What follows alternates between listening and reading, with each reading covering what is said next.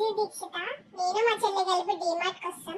డీమార్ట్ కి డిస్కౌంట్ కోసం వస్తే సింగిల్స్ కి నాట్ అలౌడ్ అన్నట్టున్నాయి గిఫ్ట్స్. ఎంత బాగున్నాయంటే వ్యాలంటైన్స్ డే గిఫ్ట్స్ సూపర్ ఉన్నాయి. అంటే ఇక్కడ మామూలుగా లేవు. అప్పుడప్పుడు అనిపిస్తుంది యూజ్ చేసినప్పుడు అయినా సింగిల్ లైఫ్ బెస్ట్ అని. ఎందుకంటే అంత ఫైజ్ ఉన్నాయి మొత్తం. ఆ కృష్ణుడి ఫ్రేమ్ చూసాక భలే అనిపించింది మొత్తం అంతా.